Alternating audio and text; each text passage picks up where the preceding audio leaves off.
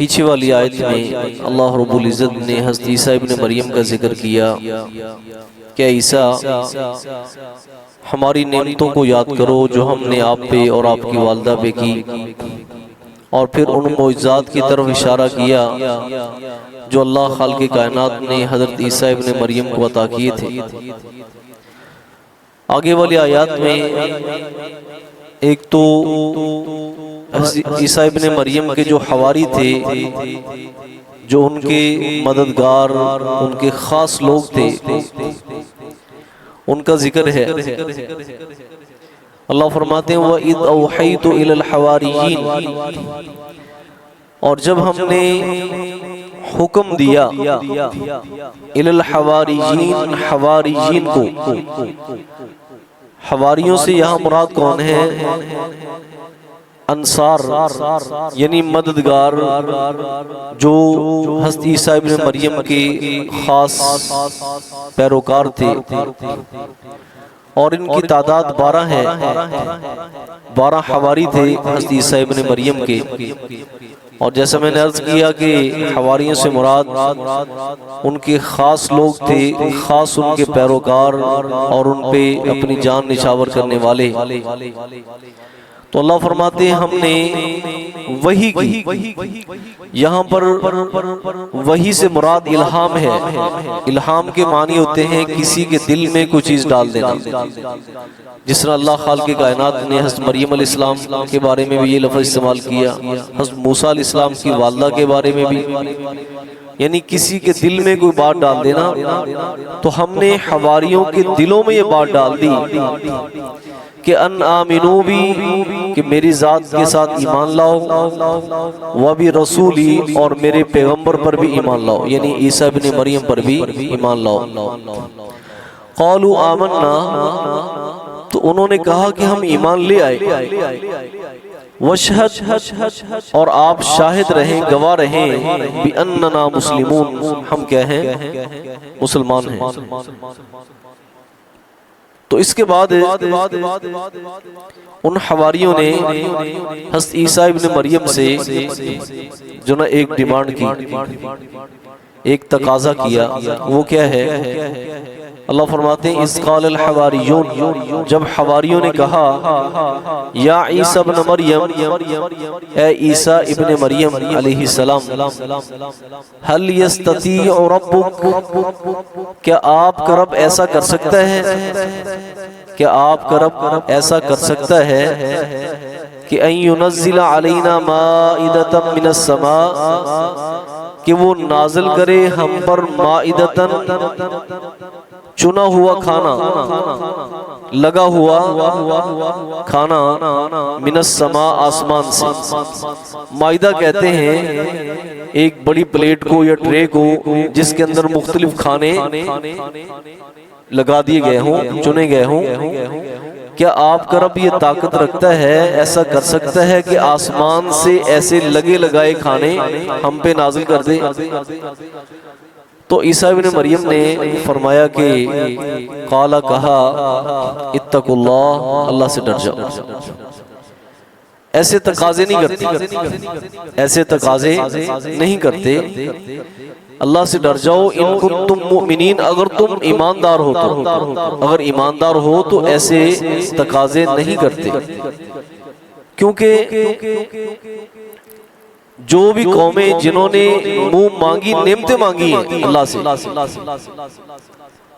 جنہوں نے اللہ خالق کائنات سے اپنی مرضی کے تقاضے کیے نا، تو جب اللہ خالق کائنات نے ان کے تقاضوں کو، ان کی ڈیمانڈ کو پورا کر دیا نا، اس کے بعد پھر ناشکری کی گنجائش نہیں رہتی، اس کے بعد ناشکری کی گنجائش نہیں رہتی۔ تو اس لیے فرمایا اتقوا اللہ، اللہ سے ڈر جاؤ، ان کنتم مؤمنین، اگر تم ایماندار ہو تو۔ قالوا، کہنے لگے، نرید ان ناکل منہا، کہ ہم ارادہ رکھتے ہیں کہ اس میں سے ان نأکل منہا، کہ اس میں سے کھائیں، ہم وہ آسمانی کھانا کھانا چاہتے ہیں۔ شاید ان کے دل میں ہوگا کہ موسیٰ علیہ السلام کی قوم پہ من سلوہ نازل ہوا تھا، تو ہم بھی آسمانی کھانا جو نا وہ کھا کر دیکھتے ہیں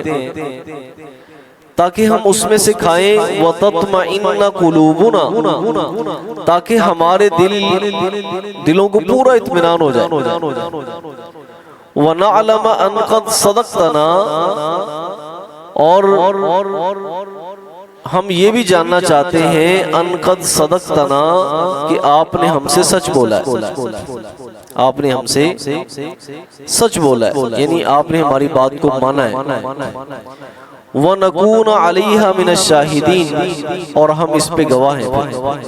اس بات پہ گواہ رہیں گے کہ آپ نے ہماری ڈیمانڈ کو، ہمارے تقاضے کو پورا کیا ہے اور آپ نے اللہ سے یہ چیز مانگی ہے۔ قال عیسیٰ، تو اللہ سے دعا کی عیسیٰ ابن مریم نے، اللہم ربنا، اے ہمارے پروردگار،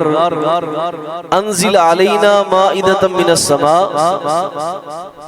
کہ ہم پہ آسمان سے کھانا نازل فرما دے، ہم پر آسمان سے کھانا نازل فرما دے،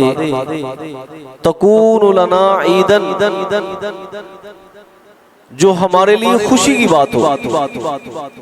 عید کہتے ہیں نا خوشی کا دن، تاکہ ہماری عید ہو جائے، یعنی ہمارے لیے خوشی کا دن ہو، لِأَوَّلِنَا، پہلوں کے لیے بھی، وَآخِرِنَا، اور بعد میں آنے والوں کے لیے بھی، ہمارے پہلے پچھلوں کی موجیں لگ جائیں اور ہمارے لیے خوشی کا دن ہو کہ تیری نعمتوں کو کھائیں اور اس پہ اللہ کا شکر ادا کریں۔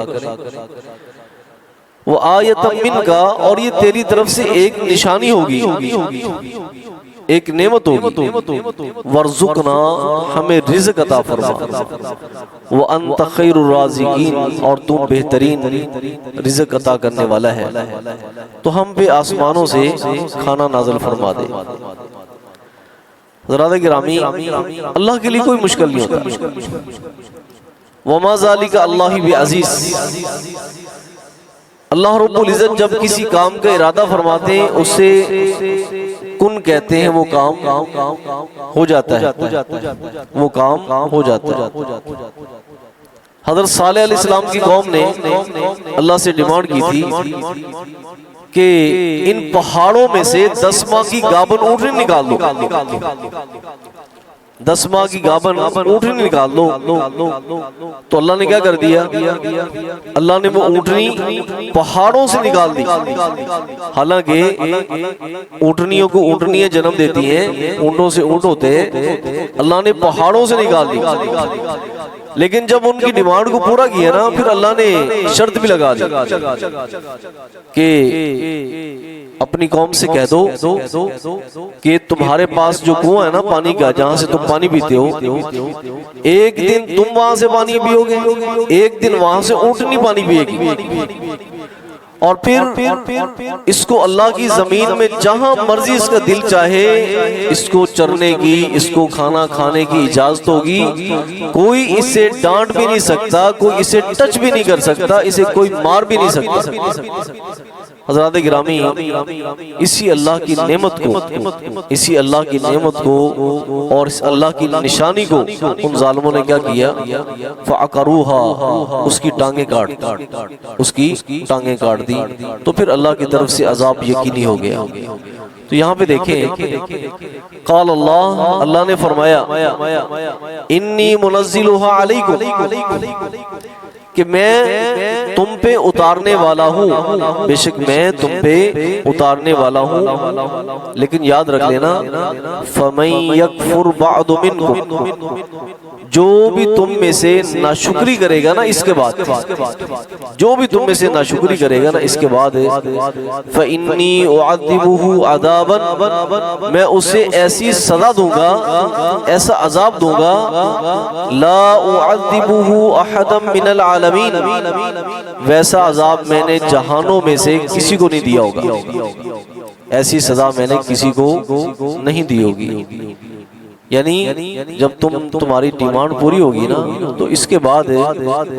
بعد پھر ناشکری کی گنجائش ختم ہو جاتی ہے۔ تو حضرات گرامی، ہمارے بھی دلوں کی بڑی چاہتے ہوتی ہیں، اور کتنے ایسے لوگ ہیں جنہوں نے اللہ سے جو چیز مانگی ہے اللہ نے ویسی اللہ نے ان کو عطا کر دی، تو اس کے بعد جو ہماری ناشکری ہے نا، یہ بہت بڑی سزا کا پیش خیمہ ہو سکتی ہے، بہت بڑی سزا کا پیش خیمہ ہو سکتی ہے، کیونکہ پہلی امتوں میں نازل ہونے والے عذاب میں اور اس امت کے نازل ہونے والے انداز کے طور طریقے میں بڑا فرق ہے۔ ان امتوں پر عذاب آتا تھا اجتماعی طور پہ، ان امتوں پہ عذاب آتا تھا اجتماعی طور پہ، اس امت پہ جو عذاب آتا ہے نا وہ آتا ہے انفرادی طور پہ، انفرادی طور پہ۔ یہ نبی کریم صلی اللہ علیہ وسلم کی دعا ہے کہ اللہ میری امت پہ ایسا عذاب نہ آئے کہ ایک بار ہی ان کا بیج ہی ختم ہو جائے۔ تو اللہ خالق کائنات کے جزوی عذاب آتے ہیں، اب دیکھ لیں ہم مانے نہ مانے، محسوس کریں نہ کریں، اللہ کی طرف سے آزمائشیں انسان پہ آتی ہیں اور ان چیزوں کو محسوس کرنا چاہیے۔ اللہ سے نعمتیں مانگنی بھی چاہیے، انسان ہر لمحے ان نعمتوں کا محتاج ہے، لیکن اگر اللہ خالق کائنات وہی نعمتیں عطا کر دے جو انسان نے اللہ سے مانگی ہیں، پھر اس کے بعد ناشکری والا کام جو ہے نا وہ انسان کی زندگی میں نہیں ہونا چاہیے۔ اللہ سے دعا ہے اللہ رب العزت جس مالک نے بن مانگے ہم کو بے شمار نعمتیں عطا فرمائی ہیں، ہمیں ان پہ شکر بجا لانے کی توفیق نصیب فرمائے۔ سبحانک اللہم و بحمدک اشہد ان لا الہ الا انت۔